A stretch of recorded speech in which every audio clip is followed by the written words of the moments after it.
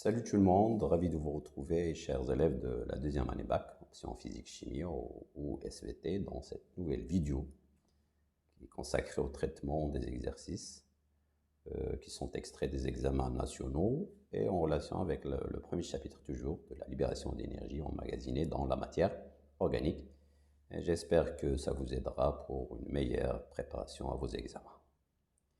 Donc, on commence par des exercices, des questions qui sont en relation avec la restitution des connaissances, c'est-à-dire qui sont en relation directe avec nos acquis. La première question, on vous demande de répondre sur vos feuilles de rédaction aux questions suivantes. Définissez les deux termes. Donc, pour les définitions, vous devez apprendre à rédiger ce genre de définition. La définition doit être claire, doit être bien résumée. Donc, on vous demande la définition de la chaîne respiratoire. On a déjà vu dans le cours que la chaîne respiratoire, c'est quoi? C'est un ensemble de protéines, de complexes protéiques qui se trouvent au niveau de la membrane interne de la mitochondrie et qui participent aux réactions d'oxydoréduction pour produire de l'énergie. Et puis pour le rendement énergétique, il s'agit donc d'un pourcentage de l'énergie produite sous forme d'ATP, plutôt. On va la convertir en kilojoules et on la divise par l'énergie potentielle du glucose, toujours en kilojoules, multiplié par 100 pour donner un pourcentage. La deuxième question, citer deux voies métaboliques régénératrices d'ATP dans les cellules musculaires et on vous demande de donner la réaction globale pour chaque voie. Vous savez qu'au niveau de la cellule musculaire, on peut avoir presque 3 voies métaboliques. Donc, on vous demande ici de choisir uniquement 2. On peut choisir par exemple la voie anaérobie, surtout la voie anaérobie lactique, parce qu'au niveau des cellules musculaires, il y a la production de l'acide lactique en absence de dioxygène. C'est ce qu'on appelle la fermentation lactique. Donc, pour cette voie, la molécule de glucose, il va donner 2 molécules d'acide lactique avec la production de 2 ATP, à partir de 2 ADP plus le 2 phosphore inorganique. Donc, il faut bien comprendre ces réactions, ces équations globales, mais il ne faut pas entrer dans les détails. La deuxième réaction, c'est la voie aérobie, c'est-à-dire la respiration cellulaire lorsqu'il y a la présence d'oxygène, c'est-à-dire une oxydation du glucose, présence de dioxygène pour qu'il y ait une production de CO2, de H2O, avec la production de 36 ATP, à partir de 36 ADP plus 36 phosphore inorganique. Donc ici, il faut prendre et comprendre aussi les réactions globales de chaque voie. Vous voyez, pour la chaîne respiratoire, l'ensemble des complexes protéiques, de molécules, vous savez qu'il y a le complexe 1, complexe 2, etc. Et ces protéines, ils sont responsables de transférer les électrons vers le récepteur final qui est le d'oxygène. Donc il s'agit de réactions d'oxydoréduction afin de produire de l'énergie. Deuxième terme, le rendement énergétique, j'ai déjà dit que c'est le pourcentage de l'énergie produite sous forme d'ATP. On va la convertir en kilojoules et on divise par l'énergie emmagasinée globale au niveau d'une molécule de glucose. La deuxième question, vous voyez, ici on vous propose 3 réactions, 3 équations, mais on vous demande uniquement dans la question de citer 2 voies métaboliques. Donc vous essayez de prendre par exemple les 2 voies anaérobie et la voie aérobie, la respiration cellulaire et la fermentation lactique. La question suivante, il s'agit d'une question à choix multiple. Vous avez la chaîne respiratoire permet la synthèse d'ATP suite à une. Donc ici, il faut faire attention, il faut bien lire les propositions, les réponses avant de choisir. Réduction de RH2 en R, non, parce que déjà le RH2, il est réduit. Donc, dioxygène, non, il ne s'agit pas de réduction, de réaction d'oxydo, il s'agit d'une réaction d'oxydoréduction, c'est-à-dire la réduction, plutôt l'oxydation de RH2 et la réduction de dioxygène. C'est-à-dire que A c'est faux, B, réduction de R non, il ne s'agit pas d'une réduction. L'oxydation de O, Oui, mais le R, pour se transformer en RH2, les transporteurs, il s'agit bien sûr d'une réduction. Pour la troisième proposition, l'oxydation de R en RH2 réduction non, c'est faux. C'est la proposition D. Il s'agit ici d'une oxydation de RH2 en R, c'est-à-dire pour qu'il y ait production d'ATP, la synthèse d'ATP, il faut qu'il y ait une oxydation déjà des transporteurs qui sont formés pendant la glycolyse et le cycle de Krebs, qui doivent être, le RH2 doivent être transformés en R, par exemple le NADH+, qui se transforme en NAD+, avec une réduction de dioxygène, un demi-O2 plus 2 électrons plus 2 H+, pour donner une molécule d'eau. Donc c'est la proposition D qui est vraie. Deuxièmement, lors de la phosphorylation oxydative, le transfert de la phosphorylation oxydative, c'est-à-dire qui se fait au niveau de la membrane interne de la mitochondrie, la chaîne respiratoire plus la production d'ATP par les sphères pédonculées. Le transfert des électrons engendre une accumulation des protons H+ dans la matrice. Non, c'est au niveau de l'espace intermitochondrial, donc c'est faux. Le flux des protons H+ vers la matrice se fait à travers le complexe protéique. Non, c'est de la matrice vers l'espace par ces complexes. Le transfert des électrons vers l'oxygène se fait par les complexes de la chaîne respiratoire. Donc, dans ce cas, c'est vrai. On a déjà dit que la chaîne respiratoire, c'est un ensemble de protéines qui ont des potentiels redox différents, d'ordre croissant, de plus faible pouvoir redox vers le plus fort. D, donc ici c'est la proposition C qui est juste. Les différents complexes de la chaîne respiratoire pompent les protons vers non. Ce qui pompe, c'est le complexe 1, le complexe 3 et le complexe 4, qui sont responsables pour pomper les H+, vers l'espace intermembranaire. Dans la mitochondrie, la sphère pédonculée transporte les H+, vers l'espace intermembranaire. Non, c'est le contraire, c'est de l'espace vers la matrice. B, la sphère pédonculaire responsable de la phosphorylation de l'ADP. Oui, c'est juste parce que cette sphère pédonculaire contient une enzyme appelée l'ATP synthétase ou synthase. Elle est responsable de la phosphorylation de l'ADP et la formation de l'ATP. Donc, c'est la proposition B qui est juste. La membrane externe contient la protéine qui transporte les électrons vers le dioxygène. Non, la membrane externe ne contient pas ces protéines, c'est la membrane interne. Et puis, dès la membrane externe contient des enzymes. Également, c'est faux. Pourquoi? Parce que c'est la membrane interne qui contient ces enzymes d'oxydoréduction. Finalement, vous savez ici, la réduction de NAD+ en NADH plus H+ se fait au cours de la glycolyse du cycle de Krebs. Oui, c'est vrai parce que les molécules de NADH, H+, se forment au niveau de la glycolyse. Vous savez qu'il y a la formation de 2 NADH, H+. Et dans le cycle de Krebs, il y a la formation de 3 molécules x 2, c'est-à-dire 6 molécules de NADH plus H+, et aussi de ADH2. Donc, c'est la proposition A qui est juste. B, la glycolyse de la réaction de la chaîne. Non, la réaction de la chaîne n'est pas responsable de la réduction c'est-à-dire, il s'agit pour la réaction de la chaîne, ils sont responsables d'une oxydation de ces transporteurs, c'est pas la réduction.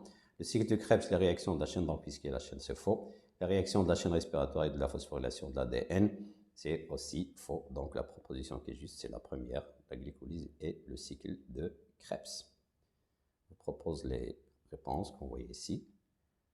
D pour la première, C pour la phosphorylation oxydative, B pour la mitochondrie, et puis la proposition A pour la réduction des NAD+ vers le NADH, H+.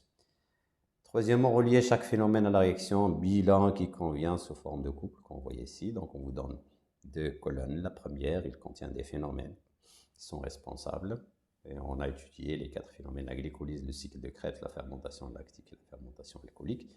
Donc ici, normalement, pendant l'acquisition des connaissances, vous devez déterminer, vous devez apprendre, vous devez comprendre aussi les réactions correspondantes pour chaque phénomène. Par exemple, pour la glycolyse, c'est quoi? C'est la lise d'une molécule de glucose pour donner le produit. Donc, à partir du produit, on peut déterminer la réaction correspondante. Donc, pour la glycolyse, le produit, ce sont 2 molécules d'acide pyruvique ou de pyruvate. Donc, il s'agit de C. Vous voyez ici, il y a l'acide pyruvique Et la production des ATP désénérés, c'est le bilan, c'est la réaction bilan pour la glycolyse. Donc c'est 1C. Le cycle de Krebs, vous savez que le cycle de Krebs, il y a la production de plusieurs molécules, surtout la caractéristique, c'est la production de FADH2, donc c'est la réaction E. La fermentation lactique, donc à partir du non lactique, c'est-à-dire que le produit, c'est de l'acide lactique. On va chercher l'acide lactique, c'est là. Donc c'est et puis la production de 2 ATP, donc c'est B. Et puis la fermentation alcoolique, aussi la fermentation alcoolique, le produit, ce sont 2 molécules d'éthanol que vous voyez ici, de CH3, CH2OH, et aussi la libération de CO2. Donc la fermentation, c'est la réaction A. Je vous propose les réponses que j'ai déjà expliquées. Donc 1C, 2E, 3B, 4 avec A. On passe maintenant aux exercices qui sont en relation avec le raisonnement scientifique et l'exploitation des documents.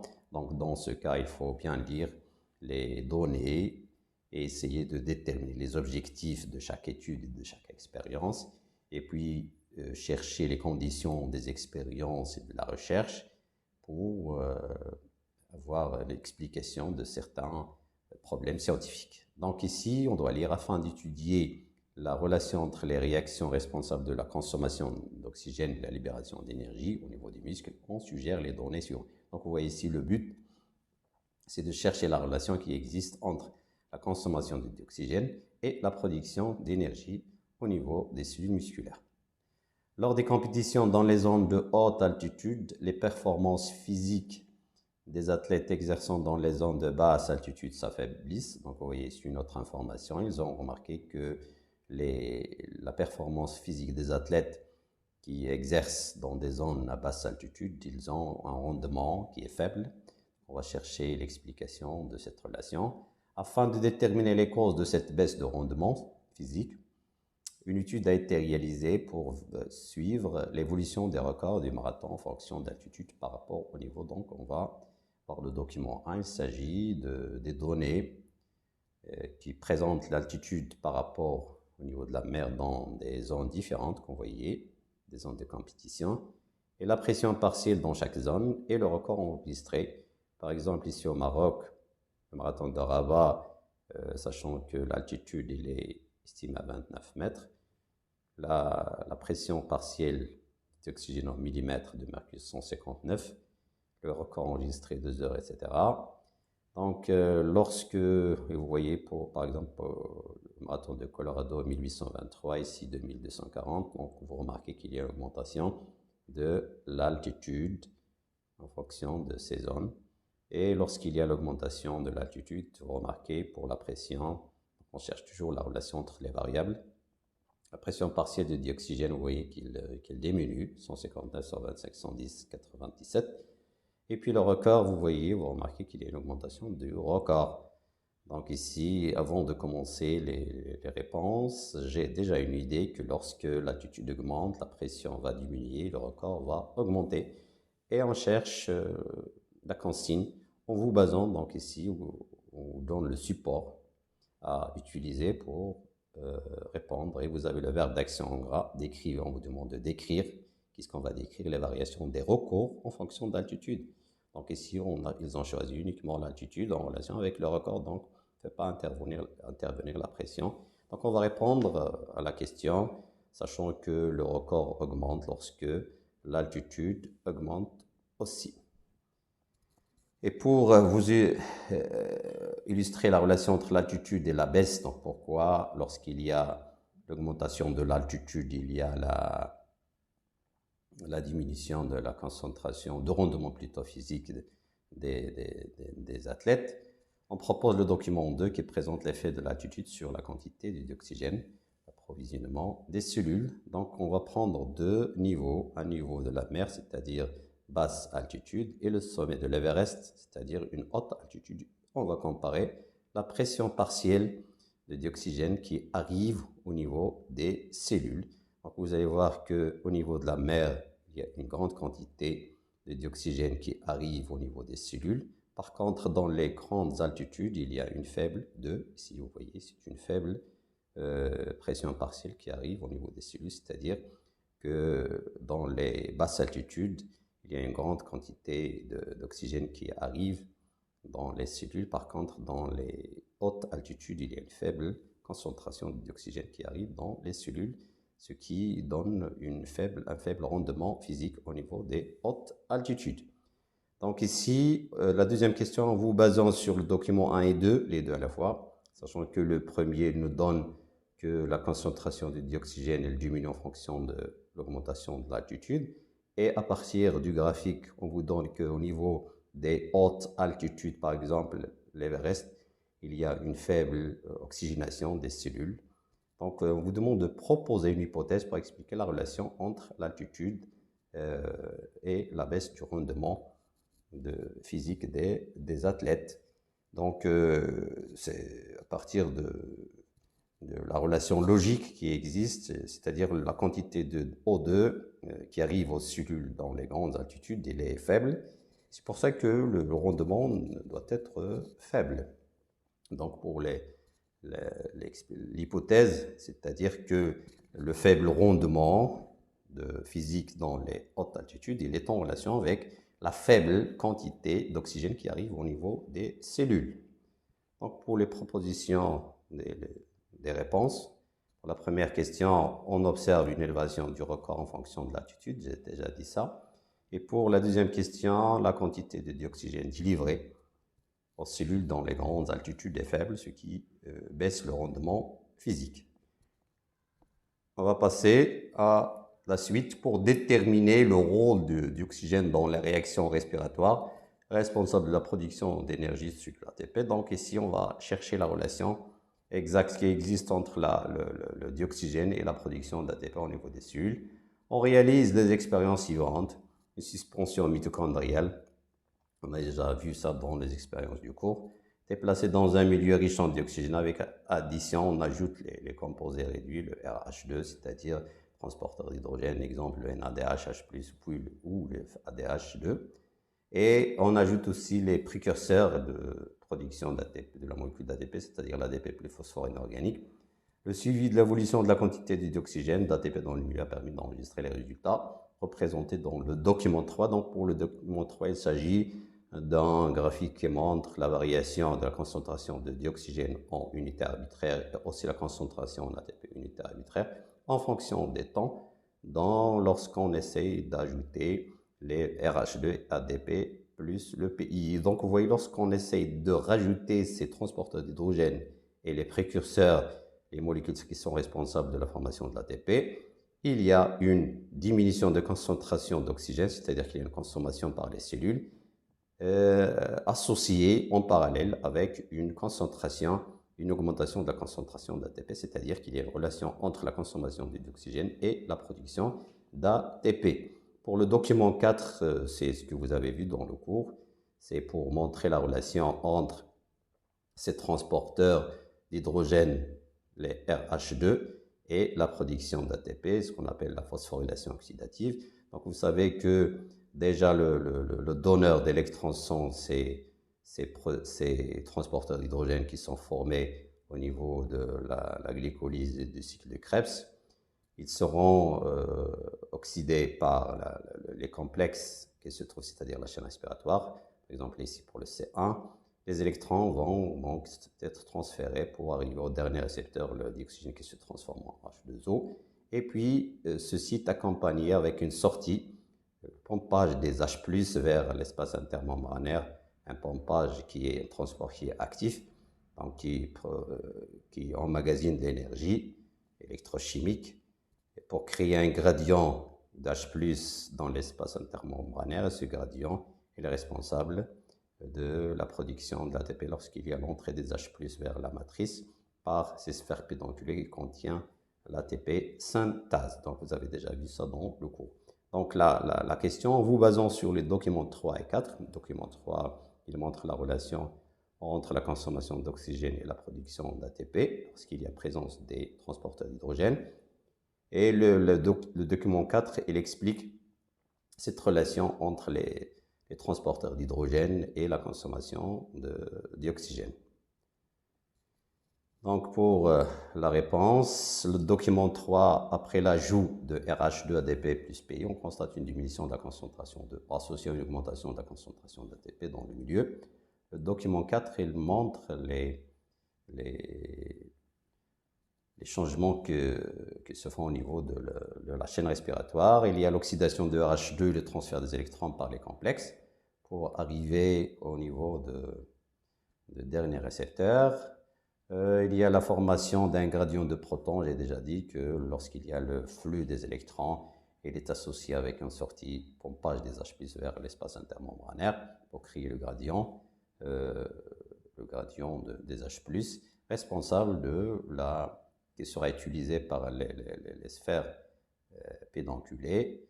Et puis, il y a une réduction de O2 en H2O, sachant que le dioxygène, c'est le dernier récepteur des électrons. En vous basant sur ce qui précède, vérifiez l'hypothèse proposée dans votre question. Pour surmonter la baisse du rendement, donc on cherche toujours à expliquer la baisse du rendement physique lors de la participation aux compétitions sportives dans les hautes altitudes. Les préparateurs physiques des athlètes ont recours à l'entraînement dans la région des hautes altitudes pendant les 3 semaines qui précèdent les compétitions. Donc vous savez ici, les préparateurs physiques, les entraîneurs, pour avoir une bonne performance, ils essayent donc de faire des entraînements aux athlètes dans les hautes altitudes. On va voir pourquoi pendant les 3 semaines qui précèdent la compétition. Donc, à partir du document 5, il présente les résultats des analyses effectuées chez un athlète avant et après l'entraînement. Donc, ici, on vous demande de faire des comparaisons du même athlète, 3 variables, dans 2 situations différentes, avant l'entraînement et après l'entraînement, dans la même zone, la passe de Bolivie. C'est une zone à haute altitude. Donc, vous voyez les nombres des globules rouges avant l'entraînement, 4,58 10 puissance 6. Après, il y a 5,17, donc il y a une augmentation. Les globules blancs aussi, il y a une augmentation, que vous voyez. La quantité d'hémoglobine, sachant qu'ici en bas, ils ont mis l'explication de l'hémoglobine pour les élèves qui n'ont pas cette information. Il s'agit donc d'une protéine qui se trouve au niveau des globules rouges et qui est responsable du transport d'oxygène vers les cellules. Donc la quantité d'hémoglobine va augmenter, sachant que déjà on a vu qu'il y a une relation entre la consommation de dioxygène qui arrive dans les cellules et la production d'énergie et aussi la performance physique. Donc ici, on vous demande de donner les relations qui existent. Donc lorsqu'il y a une haute altitude qu'on voit à partir de ce document, il y a la diminution de la quantité d'oxygène délivré, on l'a déjà vu dans le premier document. La faible production d'ATP et la baisse rendement des athlètes. Donc pour résoudre ce problème, on essaye de faire des entraînements à haute altitude pour acquérir une grande quantité de globules rouges et d'hémoglobine pour avoir une bonne performance. Donc, en vous basant sur ce qui précède, vérifiez l'hypothèse. On a déjà répondu dans la question 4. Et puis, comparer les variables indiquées dans le document. Ici, on vous demande de comparer dans la 5e question A. Vous devez comparer avant et après. J'ai déjà fait ça. C'est-à-dire que après l'entraînement, le nombre des globules rouges, des globules blancs et de l'hémoglobine augmente par rapport par rapport à la situation avant l'entraînement. En vous basant sur vos connaissances, donc ici on vous demande d'ajouter des connaissances et des données que vous avez déjà vues dans les documents, expliquer l'impact de l'entraînement dans les zones de haute altitude sur le rendement physique des athlètes. Donc ici on a dit que les entraîneurs ils cherchent à améliorer la performance physique. C'est pour ça qu'il essaie de faire des entraînements dans les hautes altitudes, c'est-à-dire que la haute altitude, il favorise la production des globules rouges et de l'hémoglobine. Cette forte production, il va assurer une forte oxygénation des cellules. Donc, lorsqu'il y a une forte oxygénation des cellules musculaires, sûrement il y a une forte production d'ATP. Donc, on va améliorer le rendement physique. Donc, c'est ça la réponse. Pour la 5e question A, on vous demande de comparer, c'est simple. Vous voyez qu'après l'entraînement dans la région de la base, le nombre des globules rouges et des globules blancs, la quantité d'hémoglobine sont élevées par rapport aux valeurs enregistrées avant l'entraînement. Et pour la 5e question B, On cherche la relation, les entraînements dans les hautes altitudes, ils favorisent une augmentation du taux des globules rouges et de la quantité d'hémoglobine, qui sont responsables de l'augmentation de la quantité d'oxygène qui arrive dans les cellules musculaires. Et lorsqu'il y a une augmentation d'oxygénation au niveau des cellules, il y aura une forte production d'ATP, donc un bon rendement physique. On passe à notre exercice. Cette fois-ci, il s'agit d'une étude d'une anomalie appelée la myopathie. C'est une maladie du muscle qui se manifeste par une intolérance aux efforts physiques de courte durée et de forte intensité, c'est-à-dire ces malades ils ne sont pas capables de faire des efforts physiques de courte durée et de forte intensité. Donc, afin de déterminer la cause, c'est-à-dire on va chercher la cause de cette maladie, pourquoi, on propose les données suivantes. Donc, donnée 1, lors d'un effort physique, la cellule musculaire consomme directement dès les 10 premières secondes, donc faites attention ainsi, les réserves d'ATP initiales dont il dispose. Donc vous voyez, on peut avoir des informations, extraire des informations à partir des textes, et on cherche toujours des informations qui sont utiles, qui vont nous aider, et des informations qui montrent le problème scientifique qu'on doit résoudre à partir de l'analyse des données. Donc, lors d'un effort physique, la cellule musculaire, vous voyez ici, il consomme directement dès les 10 premières secondes les réserves d'ATP initiales. C'est-à-dire, au niveau des cellules, il y a des réserves d'ATP. Lorsqu'on fait un effort physique, la cellule musculaire, il consomme d'abord ces réserves dont il dispose, puis il va passer rapidement lorsqu'il y a l'épuisement, parce que cet épuisement, il sera rapide. La suite va passer aux autres voies métaboliques de synthèse d'ATP, prenant ensuite le relais. Le document, il présente certaines réactions responsables de la régénération d'ATP dans les cellules musculaires et le bilan énergétique en ATP pour un glycose. Par exemple, ici, vous avez pour la première réaction A, au niveau des cellules, vous savez qu'il y a les réserves de glucose sous forme de glycogène. Le glycogène, c'est une grande molécule formée par plusieurs glucoses qui sont associées. La transformation du glycogène en glucose, c'est une glycogénolyse, c'est une réaction d'hydrolyse, la lyse, cette transformation de cette grande molécule en petites molécules de glucose qui sont utilisées par les cellules. C'est la dégradation du glycogène en glucose. Donc c'est la réaction A. Et puis pour la réaction B, transformation du glucose en pyruvate, il s'agit de ce qu'on appelle la glycolyse au niveau des cellules. Il est accompagné de synthèse de 2 ATP, on a déjà vu ça dans le cours. Donc la réaction B et D, c'est la voie métabolique et voie métabolique anaérobie de la fermentation lactique, dans ce sens. C'est-à-dire le pyruvate, il peut donner lactate ou l'acide lactique par la fermentation lactique. C'est-à-dire que la réaction B vers le sens D, c'est une réaction anaérobie qui se fait lors d'un effort de courte durée, c'est-à-dire que les efforts de courte durée ne nécessitent pas la voie aérobie, ne nécessitent pas l'oxygène, et ils nécessitent la formation de l'acide lactique et l'ATP fourni à travers cette voie métabolique, la fermentation lactique. Donc, voie métabolique anaérobie de la fermentation lactique lors d'un effort de courte durée et de forte intensité, durée de 10 jusqu'à 60 secondes. C'est-à-dire que si l'effort il est intense, faible durée, la cellule musculaire il va entamer cette voie, c'est-à-dire la voie de la formation de lactate, c'est la fermentation lactique. La voie 2, la réaction B, c'est-à-dire du pyruvate vers le cycle de Krebs, donc il s'agit de la respiration cellulaire. C'est une voie métabolique qui nécessite le dioxygène, donc c'est une voie aérobie, lors d'un effort d'endurance durée d'une minute et quelques heures. Donc ici, à partir de ça, on peut comprendre que les efforts physiques de courte durée ne nécessitent pas le dioxygène, c'est-à-dire on utilise uniquement la voie anaérobie, la fermentation lactique. Par contre, les efforts de grande durée, c'est-à-dire de l'endurance d'une minute à quelques heures, ils nécessitent la deuxième voie de production d'une grande quantité d'ATP, c'est la respiration cellulaire. À partir des données de document 1, proposer une hypothèse qui explique l'intolérance aux efforts physiques chez la personne atteinte de la myopathie étudiée.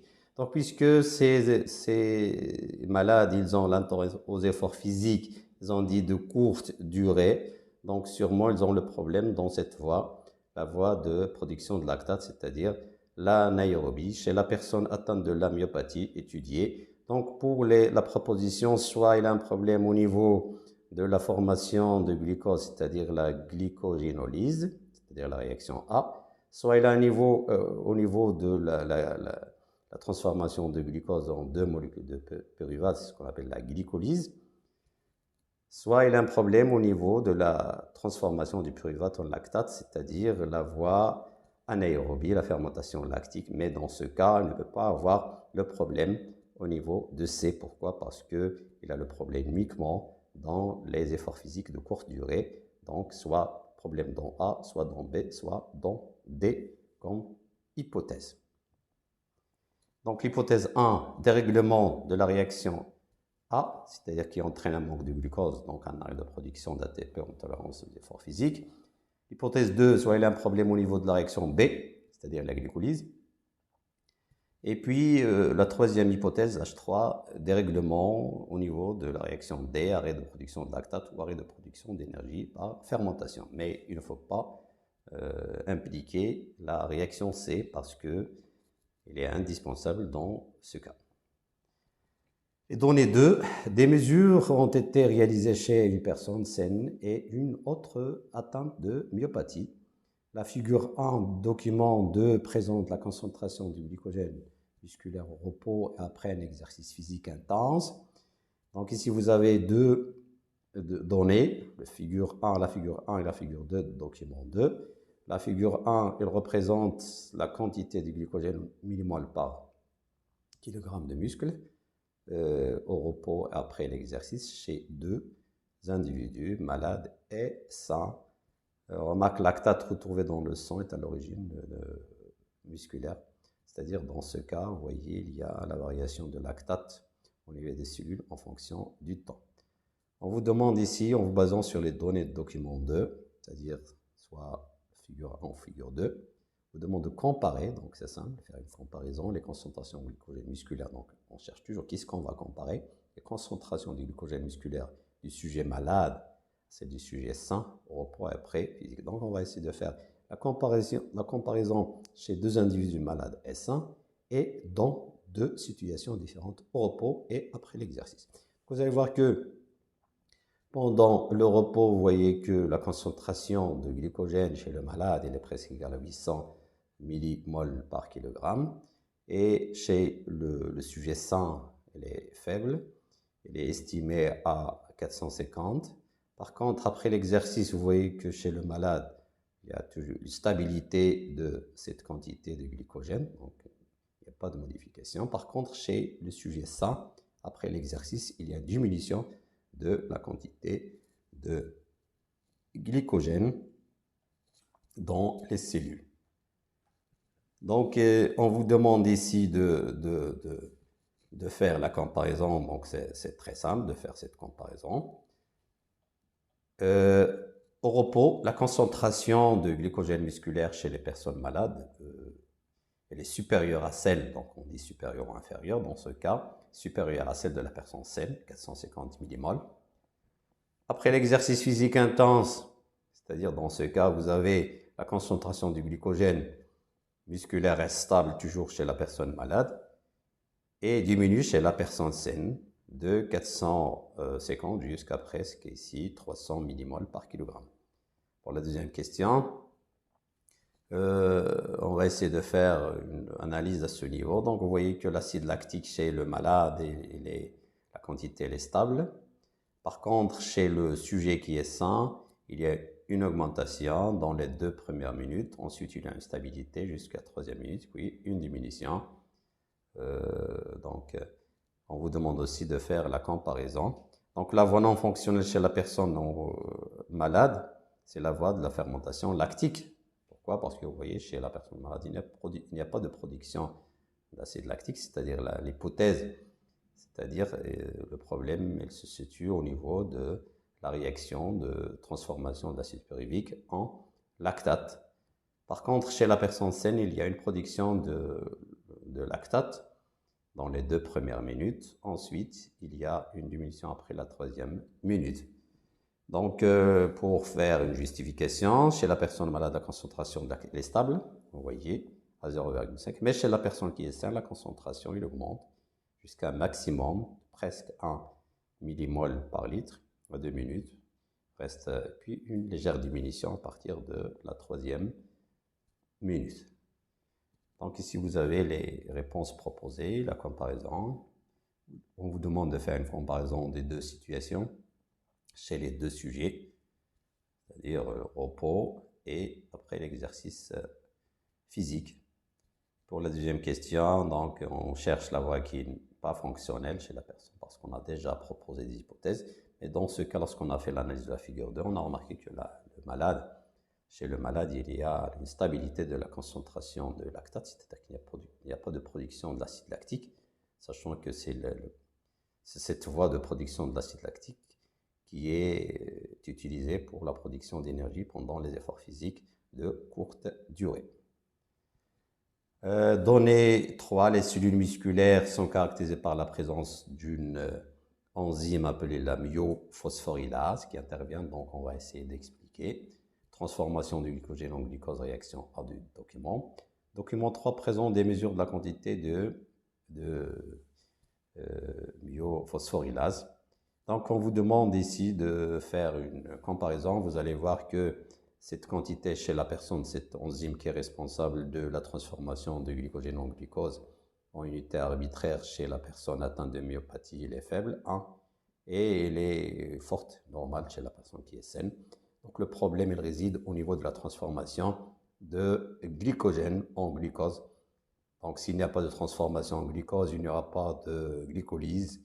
S'il n'y a pas de glucose, il n'y aura pas de production de pyruvate. S'il n'y a pas de production de pyruvate, donc il n'y aura pas de production d'acide lactique. C'est-à-dire que la voie qui sera utilisée pendant les efforts physiques et sans de courte durée ne sera pas utilisée dans ces cas. Donc la question 3, le muscle de la cuisse chez la personne malade contient une très faible quantité d'enzymes que vous voyez, myophosphorylase, d'où la stabilité de la concentration de lactate chez la personne. C'est pour ça que dans le document qu'on a déjà vu au début ici, c'est-à-dire pourquoi il y a une stabilité que vous voyez au repos au exercice, c'est-à-dire que le glycogène ne se transforme pas en glucose. C'est pour ça qu'il n'y a pas de production de l'acide lactique, comme vous voyez, parce que le glycogène doit être transformé en glucose, puis en pyruvate pour se transformer en acide lactique.